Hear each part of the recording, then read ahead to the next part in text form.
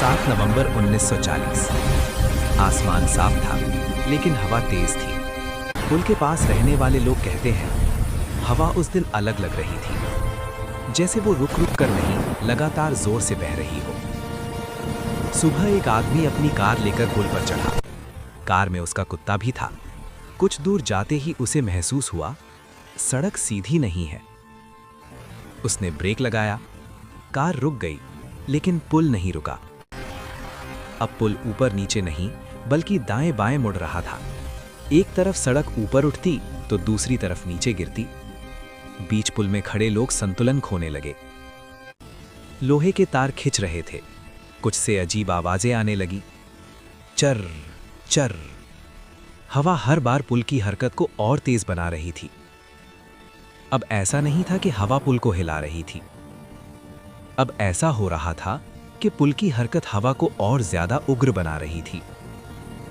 उस आदमी ने कार से बाहर निकलने की कोशिश की, लेकिन जैसे ही वो दरवाजा खोलता, पुल की एक लहर उसे पीछे फेंक देती।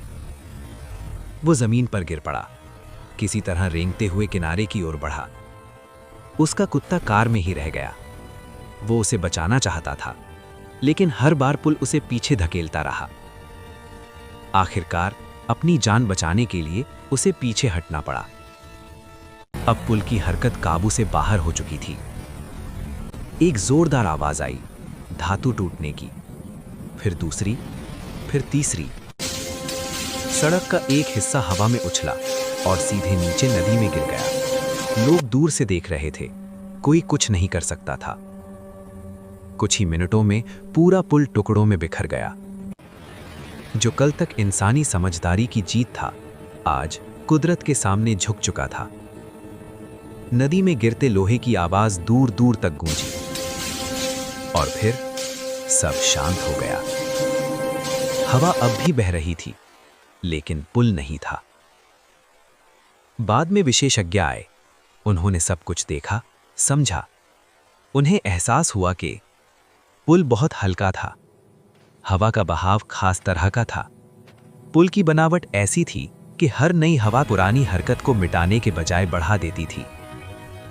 ये किसी एक गलती का नतीजा नहीं था, ये कई छोटी छोटी बातों का जोड़ था। ये कहानी बताती है, जो चीज शांत दिखती है, वो हर हाल में सुरक्षित नहीं होती। कुदरत को नजरअंदाज करना बहुत महंगा पड़ सकता है।